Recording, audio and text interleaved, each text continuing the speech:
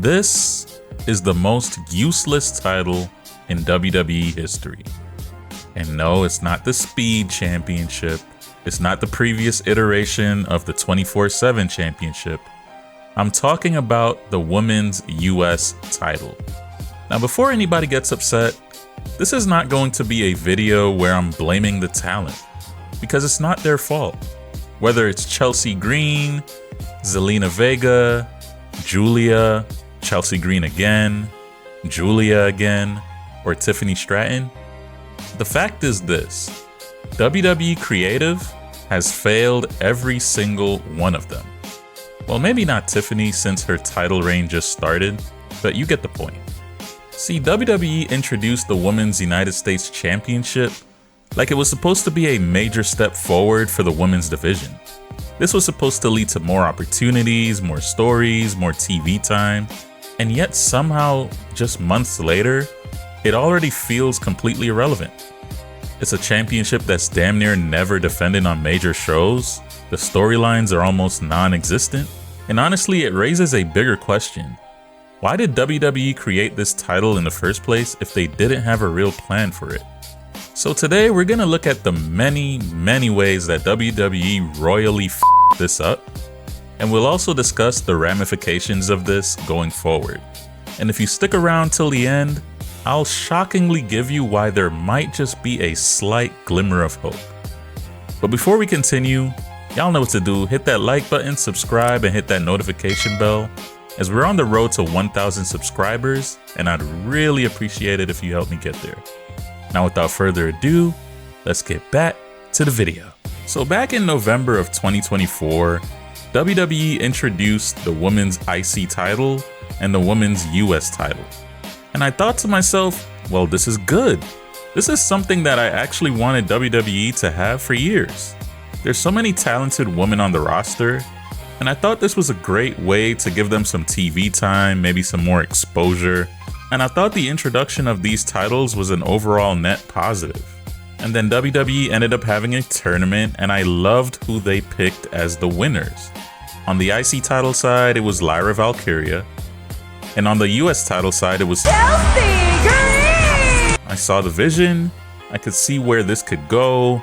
I saw this as an opportunity that could possibly make these women into bigger stars. And on the IC title side, it started off pretty good. Lyra having banger matches, and then she got into that excellent feud that she had with Becky Lynch.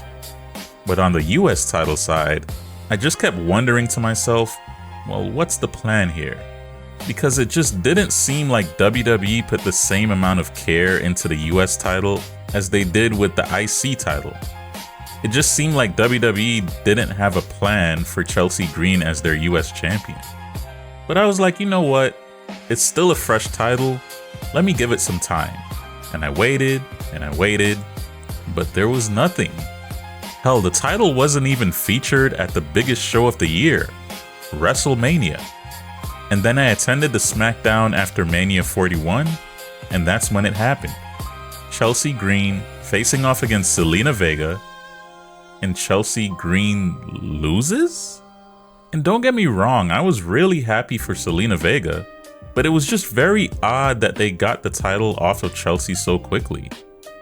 And it wasn't because I necessarily wanted Chelsea Green to have a long title reign, but it just felt like there was so much meat left on the bone. Chelsea Green didn't really have a feud to write home about. She wasn't involved in a lot of matches. It just seemed like she was barely featured and ended up losing the title just like that. Now, even after this, I once again decided to look at it from a positive point of view. Maybe this is the start of a rivalry between Zelina Vega and Chelsea Green. Maybe this is finally the start of an actual feud involving the US title.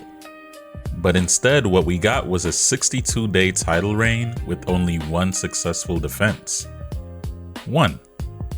And that one successful title defense took place at Saturday night's main event in a rematch against Chelsea Green, and unfortunately this match was honestly bad. So the women's US title has had two champions, one lackluster title defense at a Saturday night's main event, was not featured on WrestleMania, and there seemed to be zero direction. So things were looking real dark. But this is where I ended up getting some false hope. Because Zelina Vega would end up losing her US title to somebody that I thought WWE would push. Somebody that was a highly sought after free agent. Somebody that I honestly was excited to see in this women's mid-card division. And that somebody was none other than Giulia. So Giulia got called up around the same time as Stephanie Vega, and I thought this was going to be a turning point because I thought WWE was going to invest their time into building new stars in the women's side. And on Stephanie Vega's side of things, it looked great. But when it came to Giulia, it just seemed like WWE wasn't as invested. And it showed because the crowd just had no real reactions to her when she comes out. And WWE did nothing to change this. You would think if they just called up somebody, that they would put some time and effort into building up their character so that the audience actually cares about them. But in WWE's case, they decided to do the opposite. When Giulia became US champion, for whatever reason, she was never featured, she was barely on TV, barely having matches, and of course not appearing on any PLEs. Because why would you put a title on a PLE if you did nothing to build a meaningful feud for it? And what did this result in? Yet another lackluster US title reign. This time it was 133 days, and Giulia only had 2 successful title defenses. One on August 1st against Zelina Vega, and one on September 5th against Michin. So far, I hope you're seeing a pattern that WWE just seemed to not give a flying about this title. It's barely on TV. It's barely being featured. There's no PLE matches where it's defended. And time again, the title holder is treated like an afterthought. Even at Evolution, an all-women's PLE, this title couldn't even have a match during that. And on top of that, they had Giulia involved in the Battle Royale, and even then she didn't really get any meaningful spots. So you mean to tell me, on an all-women's PLE, your US champion didn't get any meaningful burn in a Battle Royal? And to make matters worse, to prove that WWE really viewed Giulia as an afterthought, they had her go out there and lose her title to Chelsea Green via a roll-up. A roll-up. And the match wasn't even that long. You could almost argue it was a squash match. And I love Chelsea Green, but both of these talents simply deserved better. And you would think Chelsea Green, now holding the title for a second time, would get the title run that she truly deserves, right? Well, that's where you're wrong. Because once again, the pattern continued. Chelsea Green would then only hold the title for 56 days and lose it right back to Giulia. In between that time, she had 0 successful title defenses. So you gotta ask yourself here, what was the point of giving her the title back in the first place? It just seemed like WWE did something for the sake of doing something. But nonetheless, I falsely got a little bit excited that Giulia got the title back, so I was thinking maybe they would take her a little bit more serious this time. But boy, was I wrong. Because once again, Giulia was not really featured. She had 1 successful title defense against Alexa Bliss, and there was just nothing meaningful to write home about. Her reign would last 112 days, and she would end up losing the title to Tiffany Stratton. So as you can see, the women's US title has been treated like a practical joke, almost like a myth because it's almost never on TV. And you want to know what's the worst part about all of this? It's the fact that SmackDown is a 3-hour show. How do you not find time to invest into your women's mid-card on a 3-hour show? And it just seems like WWE Creative just didn't believe in any of these title holders.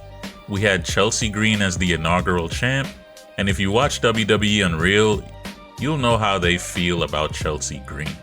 And then they put it on Zelina Vega, who is now gone from the company. And then they put it on Giulia, but for whatever reason, they just seem to not feature her. Then they put it back on Chelsea Green, and then back on Giulia. And now we have it on Tiffany Stratton. This title, this division, has been failed time and time and time again by WWE Creative. And that's what makes it so bad, because WWE keeps putting talented wrestlers into situations where the creative system around them is giving them almost nothing to work with. They've treated the women's US title like it's optional, like it's something not even worth fighting for. A championship can't become prestigious if WWE treats it like filler. So then that got me thinking, does WWE have too many championships? And obviously this isn't the fault of the talent, but it just seems like WWE doesn't have enough consistent creative focus on all of their titles. It seems like one moment the men's world title scene is doing well, and then another moment it falls flat. Or the men's tag team titles. They were hot for a moment last year, and we all know how that is right now. Also, you might want to check out my video on that topic. But yeah, the women's world title scene seemed to be doing well for a moment, and then at other moments it seems to fall flat. We've seen that recently. And then with the women's tag titles, they seemed completely dead not too long ago, until recently an influx of main event talent has made that title feel important again. But when it comes to the women's mid-card, what makes it seem so frustrating is the fact that WWE literally had the blueprint. They had it right there on the IC title side. You had a star that you were trying to build in Lyra Valkyria, and you placed her in multiple matches to feature on TV, have her put on great performances, and then in her first real feud, you had her go up against someone like Becky Lynch, a longtime veteran, a popular character on TV, and that feud helped to bolster the prestige of the women's IC title. But on the women's US title side of things, they did absolutely none of that. That's where it's confusing, because why wouldn't you repeat what was successful on the other brand? Now, what this exposes is a bigger problem within WWE, and that's the fact that they lack long-term planning.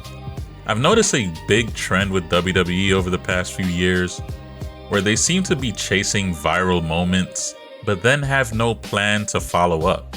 It's happened time and time again in multiple divisions across the company, and it's no different when it comes to the women's US title scene.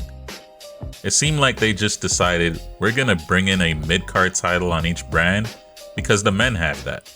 And while on paper that seems fine, while I did agree with it, you actually have to put in the effort to build both divisions. You can't just put in the effort in one division and not the other. Now, I know I've gone on and on about the negative aspects of this title and this division, but believe it or not, I believe there's a silver lining here. And it starts with the fact that WWE chose to put this title on someone like Tiffany Stratton. Now, the reason I say that is that Tiffany Stratton is someone that I believe that can bring prestige to this title. And it's also somebody that WWE already seems to trust. So it makes me think, maybe they're gonna actually put more effort into this division. Maybe, just maybe, they'll follow the formula that they had on Raw with the women's IC title. I just think that maybe we needed somebody that's established to hold this title so that they can go up against some of the up-and-coming talent and help to build out this division. Now, you might be asking yourself, couldn't they have just done this already? And yes, you're right. But at the end of the day, it's better late than never, right?